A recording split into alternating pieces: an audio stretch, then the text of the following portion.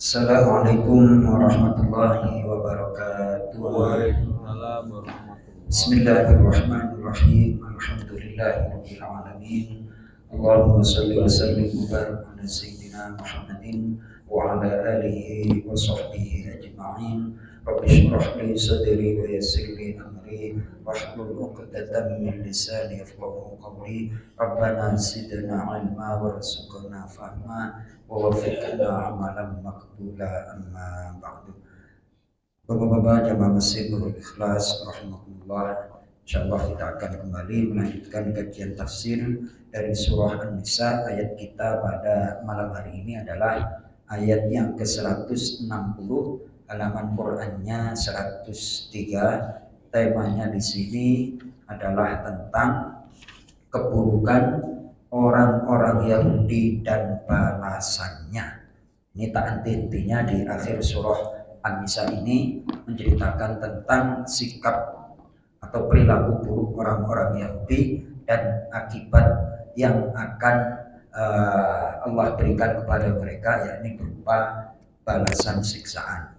Ayat 160 sampai 162 ada 3 ayat yang insya Allah akan kita kaji pada malam hari ini. Kita awali dengan membaca Al-Quran surat Al-Fatihah. Mudah-mudahan Allah Subhanahu wa taala membuka semua kebaikan untuk kita, memberikan ilmu yang bermanfaat.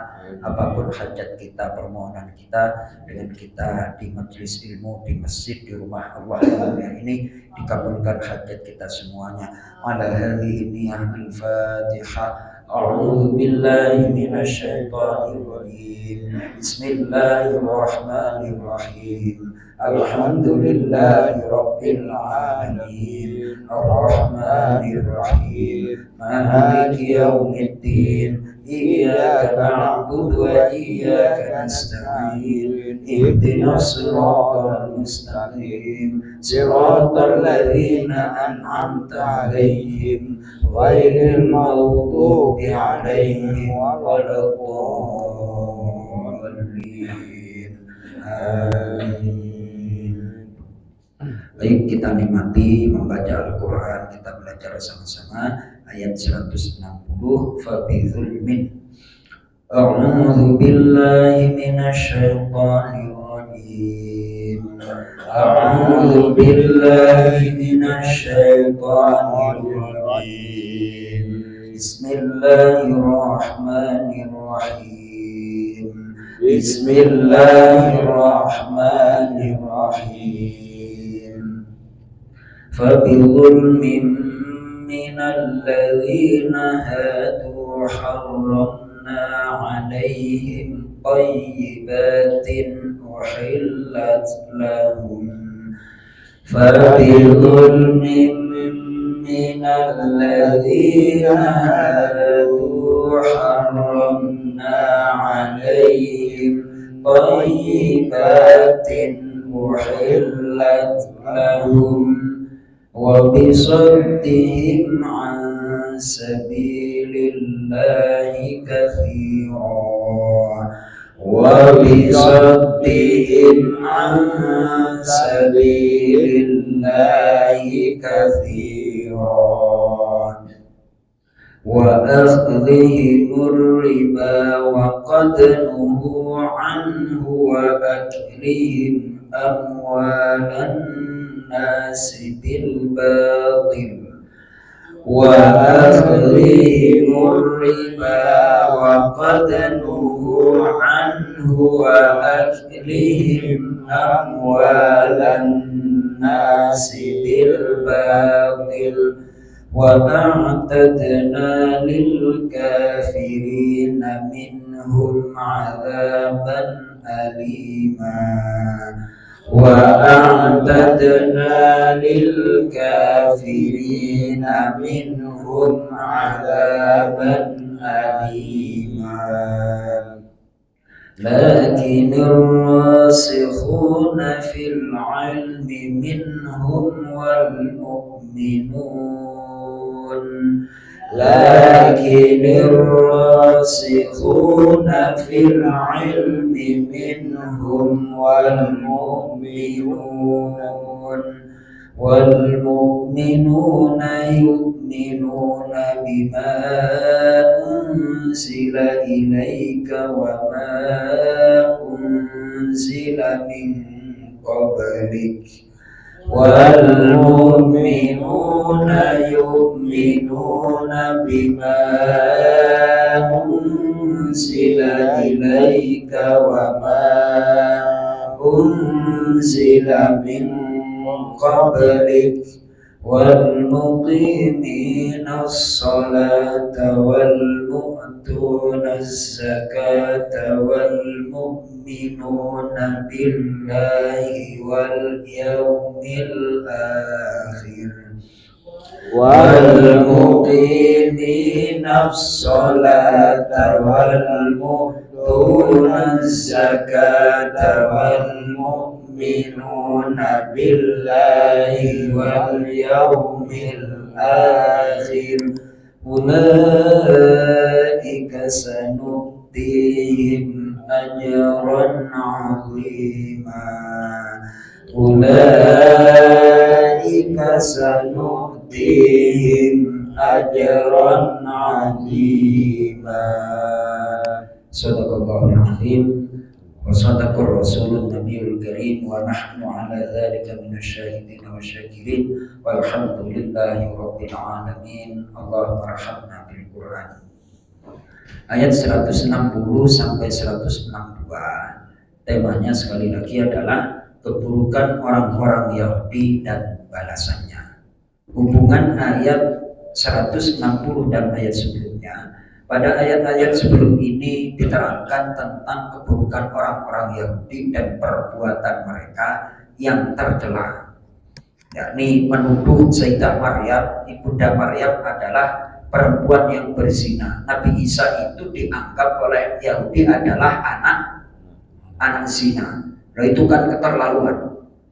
Tidak hanya itu, maka pada ayat-ayat ini diterangkan akibat-akibatnya, yaitu di dunia diharamkan bagi mereka makanan yang baik yang dahulunya dihalalkan, dan di akhirat disediakan untuk mereka siksaan yang amat pedih. Gantian tugas Mas Pak Mandra.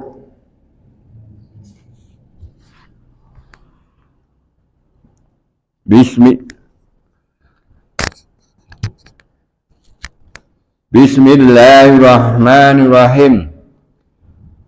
Wabidulmin,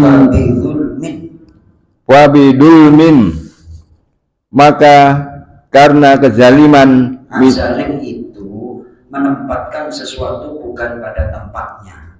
Jadi zalim itu menempatkan sesuatu bukan pada tempatnya. Lanjut.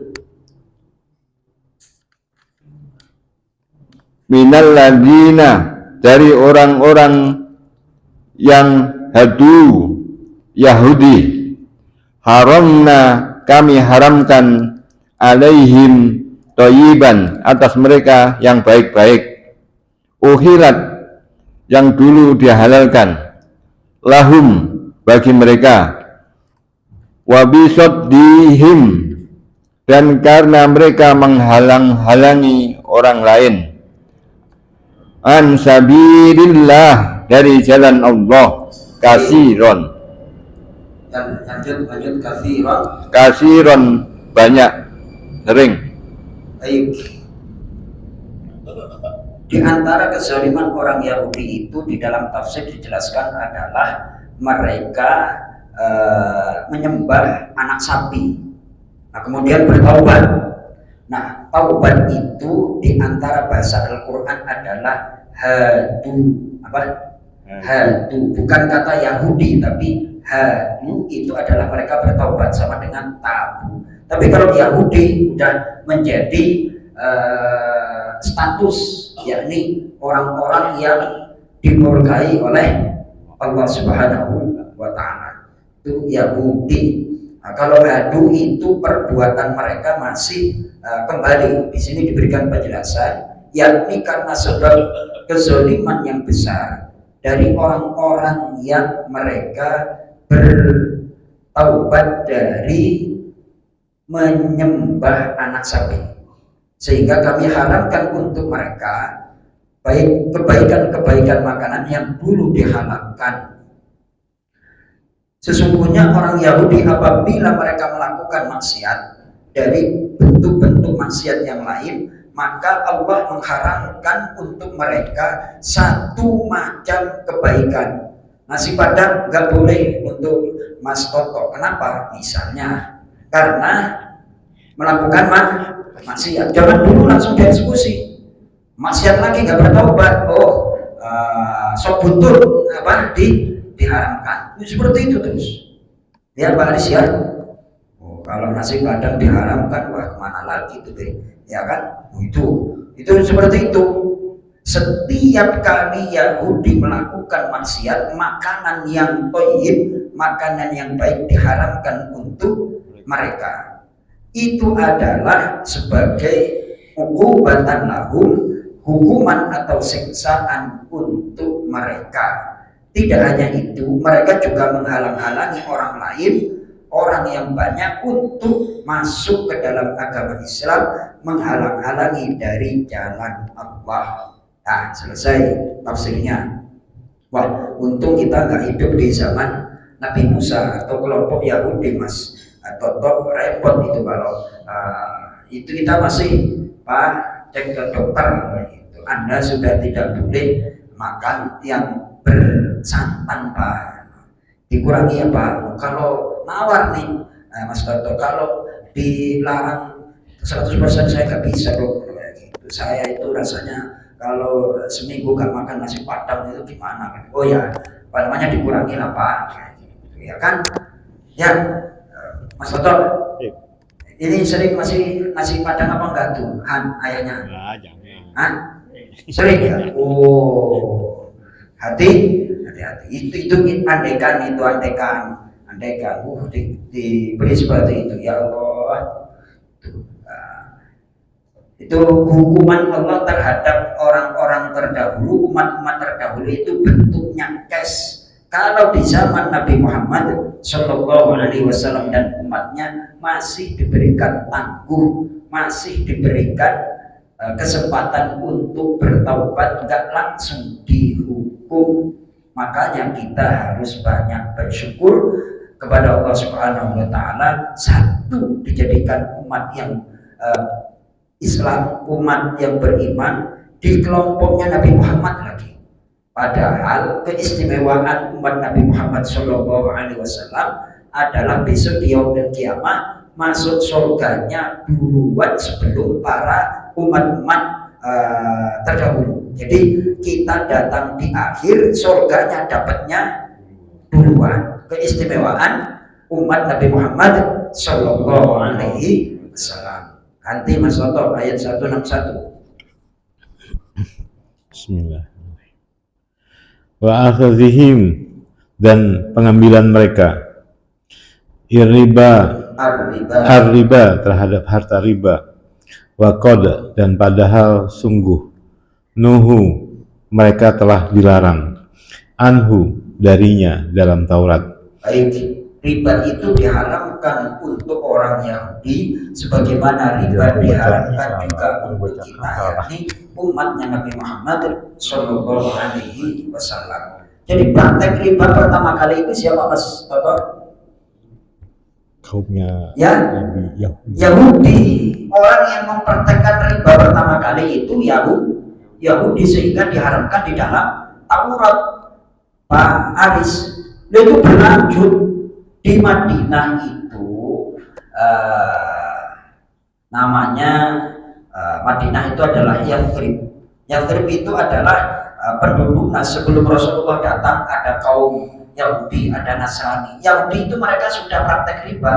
Makanya penduduk Madinah nggak kaya-kaya karena dieksploitasi, diakali sama orang Yahudi. Datanglah Rasulullah Shallallahu Alaihi Wasallam untuk memberantas praktek itu. Akhirnya apa? Kan nggak senang Mas Toto yang dulunya itu lancar income-nya, terus ada pendatang baru mau ngacak-ngacak tatanan yang sudah hegemoninya itu kuat. Akhirnya apa? Ya macam-macam lah, ingin melawan Nabi Muhammad dengan berbagai cara. Nah, sekarang agak dalam nih, apakah riba itu? Riba, sekali lagi, pelaku pertamanya siapa Mas Oto? Yahudi. Yahudi. Riba itu aslinya antar perorangan. Antar apa? Perorangan. Jadi Pak Mandra nggak punya duit, terus udah lapar lah, udah kesono-kesono nggak dapet nih, lapar, akhirnya pinjem kepada si A, saya lah. Terus akhirnya ya gini Pak Mandra, ini kan duit 1 juta nih, nah ini kalau saya kelola itu bisa, jadi boleh pinjem mau berapa lama, seminggu aja. Nah, terus akhirnya saya praktek, ya nanti kalau kembaliin itu 1.200.000, kalau mau silakan, enggak ya nggak apa-apa, udah deh. Udah Pak Mandra itu butuh dalam kesulitan, bukannya ditolong malah dipentung kan kayak gitu.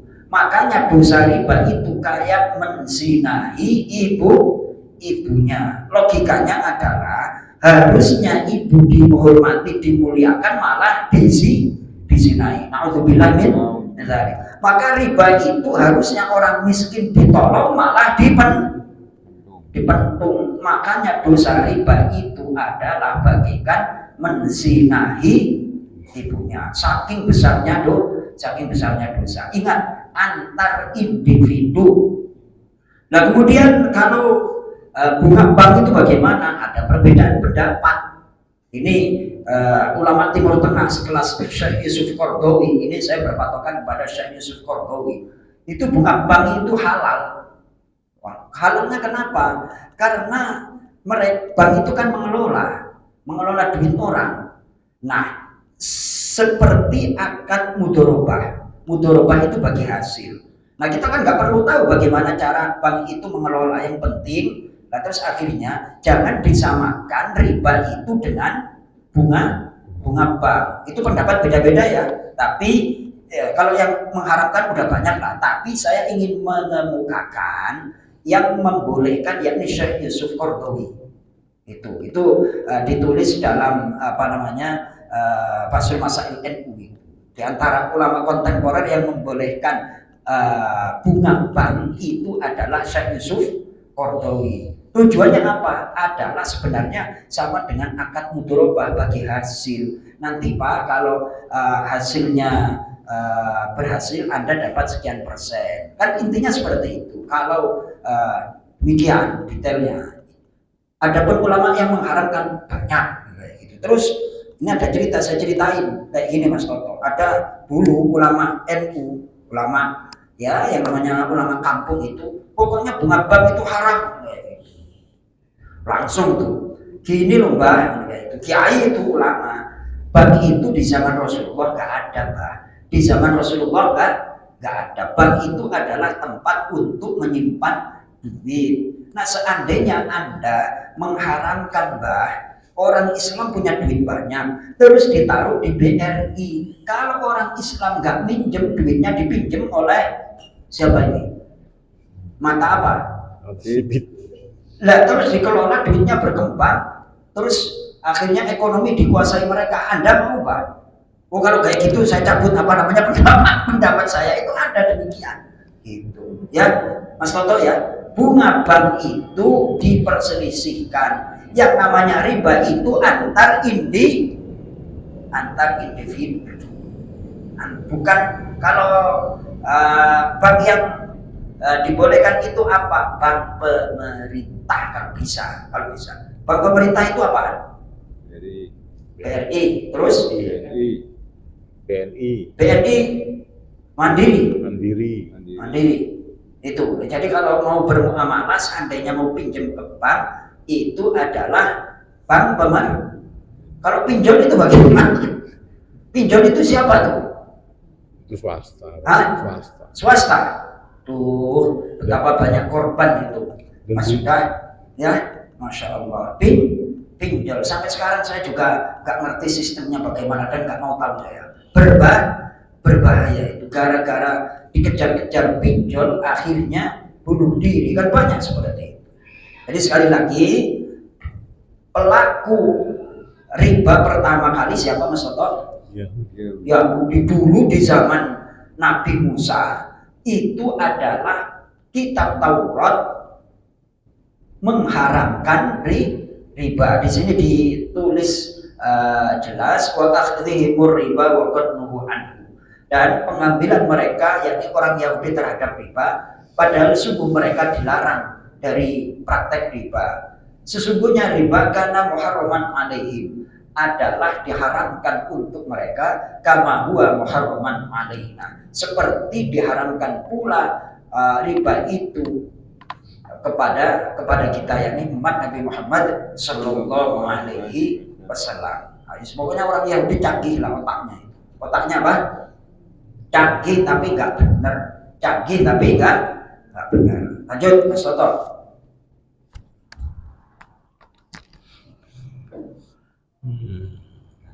Wa aklihim, dan makan mereka amwala terhadap harta-harta an-nasi manusia orang lain bil batil, dengan cara batil, tidak sah, dengan cara yang enggak benar. Bentuknya ya macam-macam lah, ada yang suap, ada yang macam-macam lah, under table dan lain sebagainya. Kalau sekarang lebih canggih lagi itu Mas Toto, apa? Bukan under table tapi antar rekening. Lebih canggih lagi, dilacak. Terus ada pencucian, entah 100 tahun lagi itu sistemnya lebih apa itu, apa namanya, sistem apa, cara yang batil itu ya. Ustadz sudah sogok, terus transfer antar rekening, ketahuan oleh apa itu yang biasa melacak seperti itu, apa Pak Hari? KPK tahu ya, yang mengetahui sirkulasi uang itu siapa Pak Hari? BI. Ada sendiri ya, tahu. Nah, terus itu kelacak, akhirnya apa? Pencucian. Canggih-canggih ya Mas Toto ya. Ada aja istilah, tetap itu bahasa Al-Quran dengan cara yang batil. Bentuknya macam-macam. Lanjut. Wa a'tadna, dan kami telah sediakan lil kafirina, bagi orang-orang kafir, minhum, di antara mereka, azaban, siksaan, alima, yang sangat pedih. Baik, ternyata dosa-dosa yang model seperti itu pelopornya siapa? Yahudi. Ya Allah, orang Indonesia itu adalah orang yang paling jujur ya. Jamaah haji yang paling taat itu siapa Mas Toto? Orang Indonesia. Saking taatnya, saking lugunya, akhirnya dikibulin mulu kita itu. Masya Allah. Ya Allah, itu kita itu kaya raya, sumber daya alamnya melimpah, akan tetapi kita dikibulin mulu. Nah, masalahnya apa kira-kira Pak Haji Naiman? Apakah kurang pengetahuan atau kurang orang pinter atau pejabat kita diacak-acak gitu? Macam-macam ya pokoknya ya. multi komplek. Ya Allah ya Karim. Dah, lanjut Mas Toto. Lakini, akan tetapi, ar-rasihuna, orang-orang yang mendalam, fil ilmi, dalam ilmu pengetahuan, minhum, di antara mereka, wal mu'minuna, dan orang-orang yang beriman, yu'minuna, mereka beriman, bima, terhadap apa Al-Quran yang unzila, diturunkan, ilaika, kepadamu Muhammad, wama, dan apa kitab-kitab yang unzila, diturunkan, min qablika, sejak sebelum kamu, wal mukimina, dan orang-orang yang mendirikan salat, wal mu'tuna, dan orang-orang yang menunaikan zakat, wal mu'minuna, dan orang-orang yang beriman billahi, kepada Allah, wal yaumil akhir, dan hari akhir, hari kiamat. Ulaika, mereka itu, sanu'tihim, dan kami beri mereka, akan kami beri mereka ajron, pahala, aziman, yang besar. surga. Baik, Asbabun Nuzul ayat 160-162. Ibnu Abbas radhiyallahu anhu menuturkan bahwa pada waktu itu kaum Yahudi terbiasa melakukan banyak perbuatan dosa besar. Dosa apa? Besar. Bukan dosa kecil, itu terbiasa. Lanjut. Mereka mengharamkan semua yang dihalalkan Allah. Sebaliknya, mereka melakukan semua yang diharamkan Allah. Salah satu yang mereka halalkan adalah riba. Hanya yang jujur dari kalangan mereka, diantaranya Abdullah bin Salam, Salabah bin Sayyah, Asad bin Sayyah, dan Asad bin Ubaid yang tidak mau melakukan kezaliman. Maka turunlah ketiga ayat ini. Jadi cuman segelintir dari orang-orang Yahudi itu yang mereka sadar mau beriman, mengikuti apa yang diperintahkan di dalam kitab Taurat. Selebihnya yang halal diharamkan, yang haram dihalalkan. Kelakuan siapa itu? Yahudi. Ya Allah. Astagfirullahaladzim. Itu sampai diabadikan dalam Al-Quran. Kalau nggak keterlaluan nggak diabadikan tuh Mas Toto. Nah kalau kelasnya dosa-dosa kecil itu nggak diangkat topik dalam Al-Quran, ya kan? Ini tapi kalau yang gede-gede itu diangkat. Itu karena agar orang-orang yang beriman itu terhindar dan menghindari perilaku dan akibat buruk yang akan diterimanya. Baik, sampai di sini ada yang ingin memberikan tanggapan, kami persilakan. Sambil break dulu Pak Hamzah, saya minum dulu ini. Baik, bismillahirrahmanirrahim. Baik, silakan B.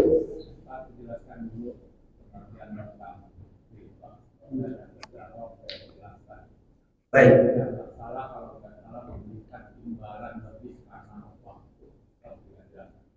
Baik, terima kasih Mbak Beyul Alfian.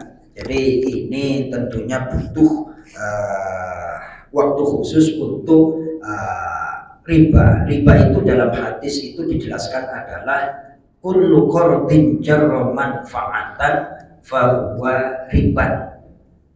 Setiap akad yang mendatangkan manfaat, kullu qardin jarra manfaatan fahuwa riban.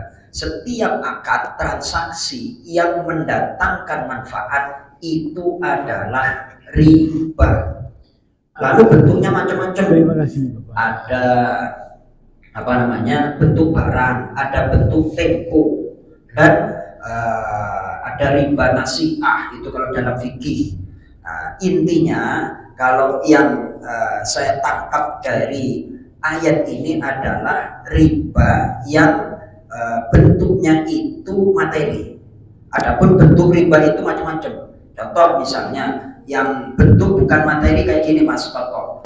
Tadi kan kaidahnya setiap transaksi yang mendatangkan manfaat disebut riba. Saya pinjam duit sama Mas Toto. Nah terus kemudian nggak ada lebihnya saya ketika mengembalikan, namun Mas Toto di awal transaksi bilang seperti ini, ya Pak Ustadz kan mau pulang, boleh nggak kalau mobilnya itu saya pinjam, saya pakai, kan kayak gitu kan. Nah sementara mobil dipinjam oleh Mas Toto disewain, ya kan? Nah Mas Toto, saya tahunya pinjam mobil saya, ternyata oleh Mas Toto dipergunakan mobil itu disewain. Nah itu termasuk juga riba. Setiap akad yang mendatangkan manfaat itu disebut riba. Nah, bentuknya riba macam-macam. Tidak harus berbentuk materi, tapi keuntungan bagi yang meminjamkan. Nah seperti itu. Jadi sebenarnya Pak Beyul itu sudah tahu, akan tetapi untuk mengingatkan kita semua bahwa riba itu bentuknya macam-macam. Intinya diingat-ingat, setiap transaksi yang mendatangkan keuntungan disebut apa? Riba. Lah kalau jual beli itu adalah sama-sama menguntungkan. Makanya dalam fikih itu transaksi itu harus saling menguntungkan, jangan menguntungkan sepihak. Itu beli di Shopee, kemudian saling menguntungkan. Nah, sekarang kalau nggak ada Shopee gimana Mas Toto? Mau berangkat ke Cipinang Indah, sementara macetnya Jatiwaringin sekarang kayak gitu. Ayo, ya kan? Semua ada hikmahnya. Ya kan? Setiap transaksi yang qardin itu maknanya adalah pinjaman. Setiap pinjaman yang mendatangkan atau menarik manfaat bagi yang meminjami itu adalah riba. Wallahu a'lam, kurang lebih demikian, Be. Besok dipertajam lagi, itu bentuknya macam-macam kalau di list itu. Tapi yang paling inti adalah di sini yang paling besar bukannya orang miskin atau orang butuh itu ditolong, malah dipentung kan kayak gitu. Makanya hadisnya itu dosa riba itu bagikan dosa menzinahi ibu kandungnya. Harusnya ibu kandung dimuliakan, malah dilecehkan. Orang miskin harus ditolong, malah dipentung kan kayak gitu. Nah, kalau kebijakan sekarang itu katanya nih, ini tolong kasih masukan. Warung-warung sekarang itu dipajakin, bener apa enggak sih? Warung-warung itu sampai katanya 15% apa berapa persen kan kayak gitu. Ya Allah ya Karim, zaman dulu perasaan nggak ada, Be.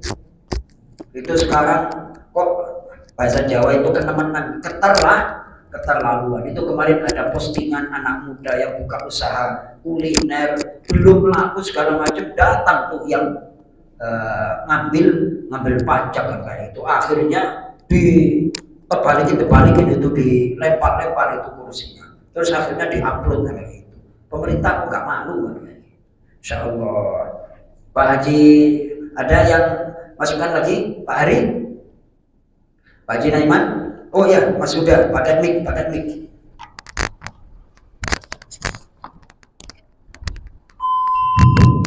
Mau tanya Ustaz. Bismillahirrahmanirrahim. Assalamualaikum warahmatullahi wabarakatuh. Waalaikumsalam warahmatullahi wabarakatuh. Fenomena di dunia bisnis itu ada yang namanya investasi, Ustaz. Investasi. Nah, itu secara hukumnya itu seperti apa? Nah, ada satu kejadian saya menyaksikan sendiri. Ini bahasanya bukan investasi, tapi meminjamkan. Jadi kita meminjamkan uang kepada orang, terus orang itu mau buka usaha.